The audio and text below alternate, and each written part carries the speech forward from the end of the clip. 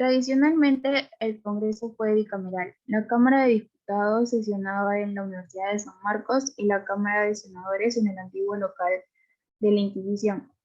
La historia del Congreso es también la historia de las constituciones en el Perú. Por esta razón, los presidentes del Perú, invocando a Dios y a la patria, juran ante el Congreso, sede de la soberanía popular, la estricta observancia de las leyes y la promesa de velar por los intereses del país. En 1912, los peruanos vieron el primer enfrentamiento entre el poder ejecutivo y el legislativo. Eran los tiempos de la supuestamente apacible república aristocrática. El Partido Civil había escogido como candidato a la presidencia para suceder a Augusto B. Leguía al terrateniente Antero Astillaga. Su postulación, sin embargo, naufragó por la presión de la calle, escenario de huelgas y movilizaciones por el alza de los alimentos y artículos de primera necesidad. Quien capitalizó el descontento fue Guillermo Billinghurst, viejo salitrero, expiralista y miembro del Partido Demócrata, que sintonizó su discurso con la frustración popular. Estaba claro que el objetivo de Billinghurst era bloquear la candidatura de Astillaga, arrinconar a los civilistas y clevar la atención al máximo. Su ímpetu populista surtió efecto al convocar un paro general el mismo día de las elecciones. El Congreso acusó el miedo y se vio obligado a nombrarlo presidente. La respuesta de Billinghurst fue gobernar por decreto, dejando a un lado al Congreso. Siguiendo la presión de la plebe limeña, no faltaron las amenazas de disolver el Congreso y nombrar a otro al margen de la Constitución. La reacción de los parlamentarios también fue furibunda.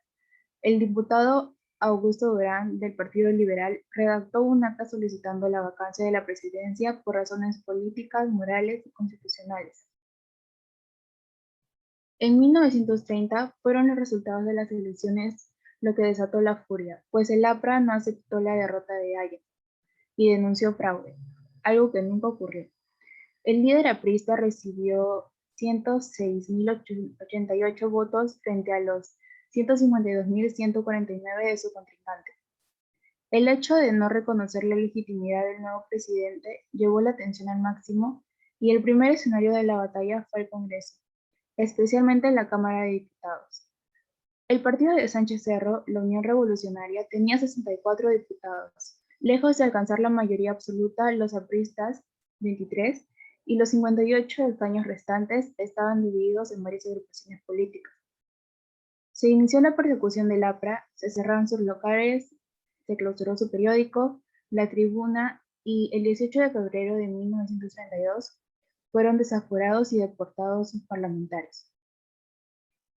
En 1945, en un clima de expectación por una real transición demócrata, quizá por primera vez en nuestra historia republicana, asumió la presidencia el doctor José Luis Bustamante Rivero.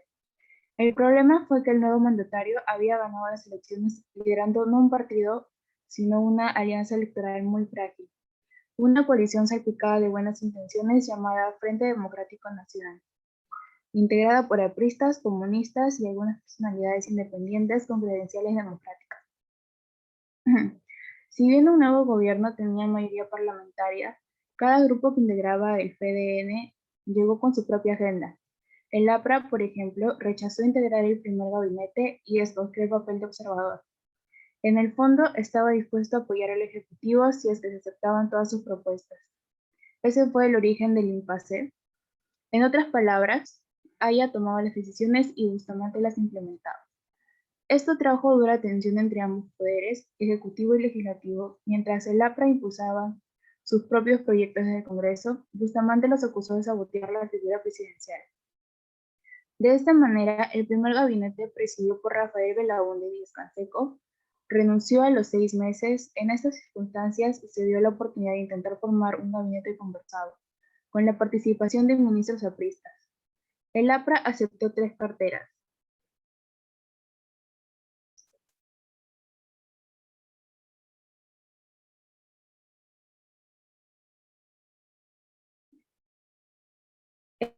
El APRA aceptó 3 carteras claves: Hacienda, Fomento y Agricultura.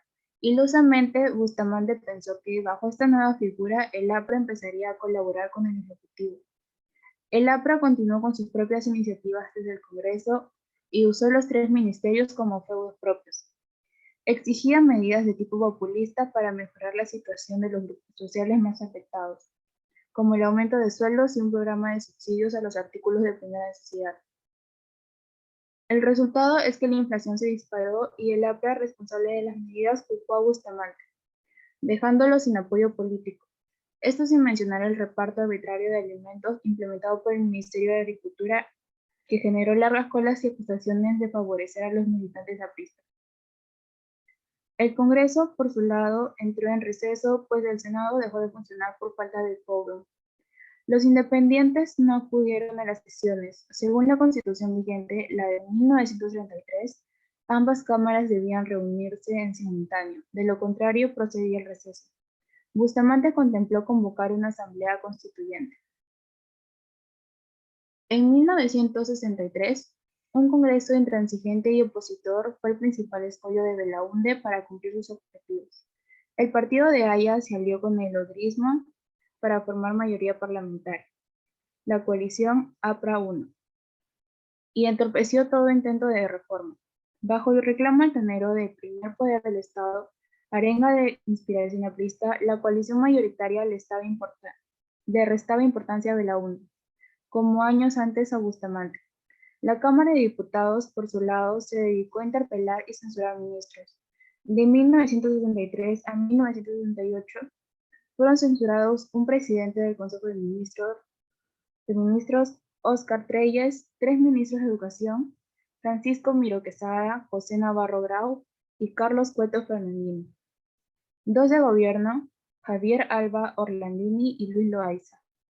Uno de Justicia, Valentín Paniagua, uno de Fomento, Carlos Pestana y uno de Agricultura, Víctor Ganosa. Ante censuras consumadas y amenazas de censura, Belaúnde gobernó con 7 gabinetes y 86 ministros. Como si esto fuera poco, el Congreso desvirtuó la ley de reforma agraria y dilató el arreglo con la IPC. Era claro el cálculo del APRA ser gobierno de 1969 y reservarse el mérito de hacer las reformas. Esto nunca sucedió, pues las Fuerzas Armadas se adelantaron con el golpe de Estado del 3 de octubre de 1968, y los militares se encargarían de aplicar gran parte del ideario aprista. En 1990, el ingeniero Alberto Fujimori se vio inesperadamente en el poder. No lo había buscado, solo quería ser senador. Carecía de partido político, pero tenía al país a su merced. Agobiado por la crisis económica, el terrorismo, la corrupción y el descrédito de la clase política, si bien Fujimori no tenía el control del Congreso, la bancada del Podemos, que era la primera mayoría, lo apoyó para que aplicara su programa de estabilización, el Fujishoku. El Congreso también facultó al Ejecutivo para legislar la liberalización de la economía y combatir el terrorismo. Hubo importantes acuerdos. En lo medular, no había conflicto entre ambos poderes, pero la promulgación de la Ley de Control Parlamentario sobre los actos normativos del presidente, calificada como inconstitucional por algunos juristas y observada por el Ejecutivo, pero puesta en vigencia por ambas cámaras del Congreso, encendió acaso la chispa de la ruptura. Fujimori y un sector de las Fuerzas Armadas se preguntaron cómo se podía combatir el terrorismo y el narcotráfico. Con esa espada de Damocles, otro factor de sospecha para el Ejecutivo era el recién creado Tribunal de Garantías Constitucionales, que observó una norma de promoción del empleo. La decisión fue destruir el orden institucional cuando Fujimori disolvió el Congreso. Lo acusó de dejarlo con las manos atadas y no poder avanzar con sus reformas. Un oscuro plan militar estaba detrás de este golpe a la frágil democracia peruana. En el año 2000, el 21 de noviembre del 2000, en medio de un escándalo de corrupción, el Congreso destituye por incapacidad moral permanente al presidente Alberto Fujimori, en el poder desde 1990, quien había enviado en la víspera de su renuncia por fax desde Japón, a donde se había marchado. El presidente del Congreso, el opositor moderado Valentín Paniagua, se convierte en presidente interino. Y por último, en el 2019, el 30 de septiembre, el presidente Martín Vizcarra disuelve el Congreso, dominado por la oposición fujimorista, y convoca a comicios legislativos anticipados. En el marco de una crisis institucional, el Congreso responde aprobando la suspensión por un año de Vizcarra por incapacidad moral y su reemplazo por la vicepresidenta Mercedes Arauz.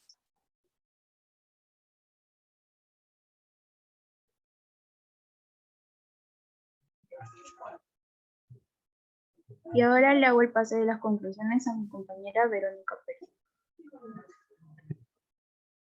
Primero vamos a hablar sobre la primera conclusión, que nos dice que el Congreso de la República del Perú se ha caracterizado principalmente por ser un poder del Estado, pero que no solo legisla y que tampoco vela por el cumplimiento de la Constitución, sino que también por ser el ente garante de la democracia y de los derechos humanos.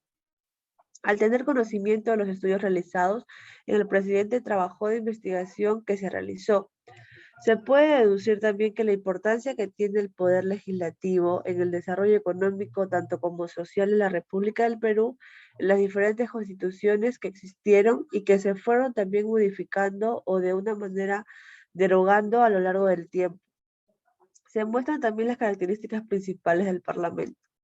Como segunda conclusión, entendemos que también el Congreso de la República del Perú ha pasado durante su historia por diversas modificaciones, pero sin embargo también una de las más importantes viene a ser su proceso que se dio de periodificación, donde lo que más resalta es la importancia de la participación de la ciudadanía y la evolución en cuanto a los derechos de los ciudadanos.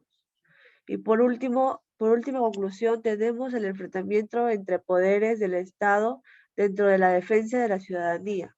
Suele ser sano, pero también, sin embargo, los enfrentamientos entre el legislativo y ejecutivo peruano no solo han traído como consecuencia una grave crisis política, o también un estancamiento en el tema de la economía, sino que lo más grave es la desconfianza que existe por parte de los ciudadanos hacia sus autoridades, que es algo que se viene viendo hoy en día. Muchas gracias, eso sería todo en el tema de nosotros.